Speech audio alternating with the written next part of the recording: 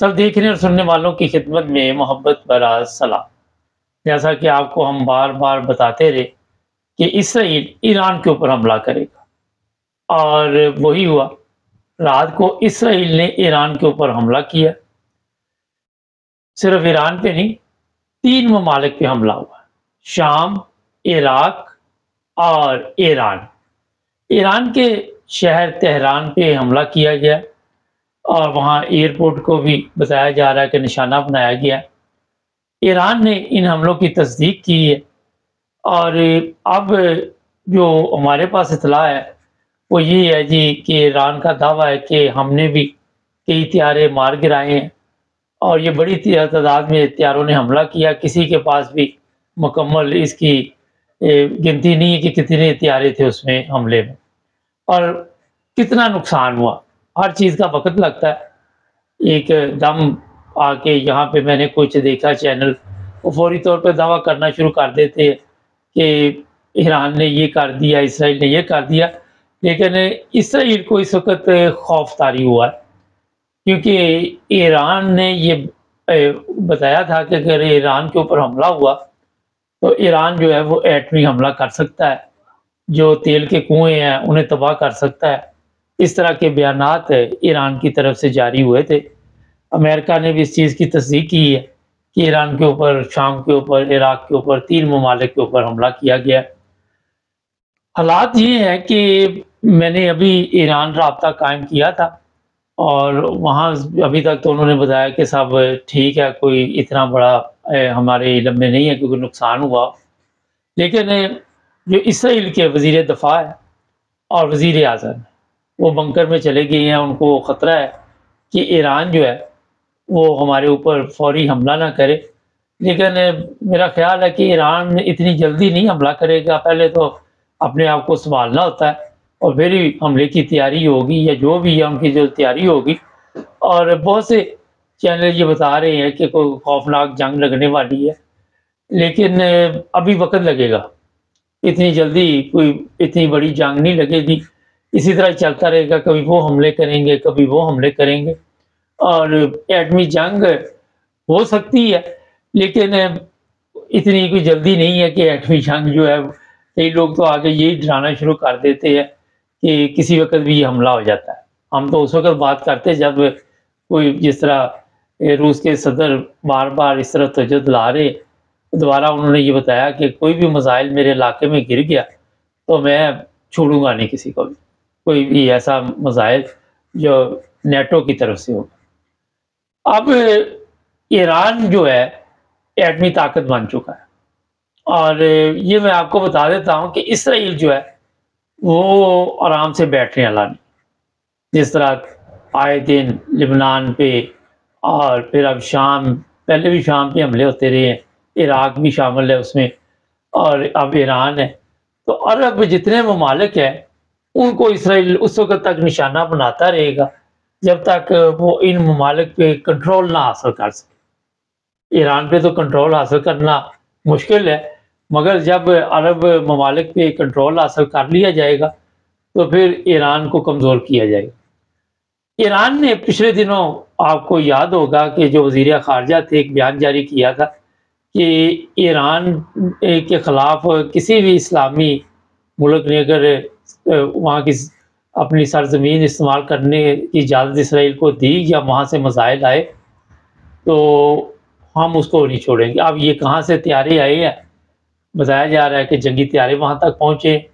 امریکہ نے اس میں کیا مدد کی ہے وہ بھی آپ سب کے علم میں ہے، لیکن اس وقت جو ایران اسرائیل جنگ ہے وہ آہستہ آہستہ جو ہے وہ تیزی اختیار کر رہی ہے، اور آپ کو یاد ہوگا کہ اس سال جانے والے کئی ایسے پلین ہیں جو بند کر دیے گئے ہیں یورپ کے ممالک نے بھی، کہ وہاں پہ سیف نہیں۔ اسی طرح آنے والے دنوں میں ہو سکتا ہے اگر اس طرح کے حالات ہوئے تو ایران بھی اپنے جو پلین ہیں ایران کی طرف جا رہے ہیں، اور پہلے بھی ان پہ کچھ پابندی ہے، مکمل طور پر پابندی لگائی جائے، کیا آنے والے حالات ہیں یہ تو جنگ کی رفتار بتائے گی۔ لیکن اسرائیل کا یہ پروگرام ہے کہ جہاں جہاں سے ہمارے اوپر حملے ہوتے ہیں، فرض کرے ان کو یہ ہے کہ جی لبنان ہے، شام ہے، پھر آپ کا یہ عراق ہے وہاں سے حملے ہوتے ہیں، ان ممالک کے اوپر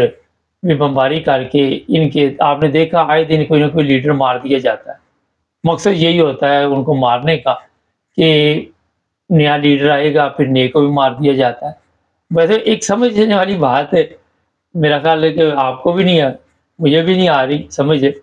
کہ فوری طور پہ کہاں سے ان کو خواب آ جاتی ہے کہ ان کا یہ فلاں لیڈر فلاں جگہ پہ۔ پچھلے دنوں ایران نے ایسا نیٹ ورک پکڑا جو غدار تھا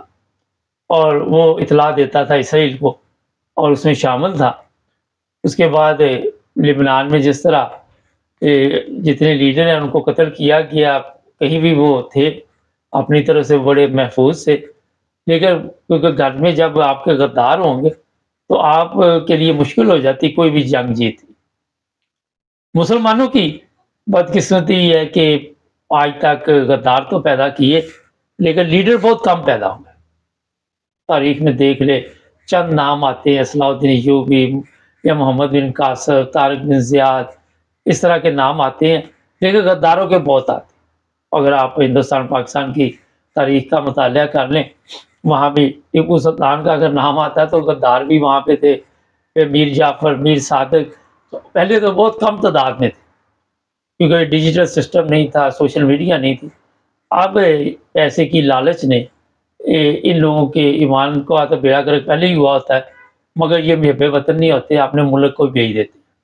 اگر سوچا جائے تو ریاست تو ماں جیسی ہوتی ہے، لیکن یہ ایسے لوگ جو ہے، یہ میں آپ کو ایک چیز تھوڑی سی بتا دیتا ہوں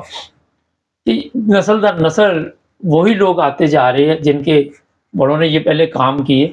اور پھر ان کی نسل آگے بڑھتی گئی، اب انہوں نے یہ کام شروع کر دیے اور ہائی لیول پہ۔ اور جب تک آپ اپنے اندر چھپے غدار کو نہیں پکڑیں گے اس وقت تک آپ کوئی جنگ نہیں جیت سکتے، کیونکہ اگر آپ پچھلی اسلامی تاریخ کا مطالعہ کریں، بھائی بھائی کے لیے اقتدار کے لیے لڑا، مسلمان تھے سارے۔ بہت سے لوگ یہ کہہ رہے کہ پاکستان مدد کرے گا، پاکستان خاک مدد کرے گا، پاکستان تو خود پتہ نہیں بیچاروں مددگار پڑا ہوا ہے، وہ تو دوسرے لوگوں کی طرف دیکھتا ہے کہ وہ ہمارے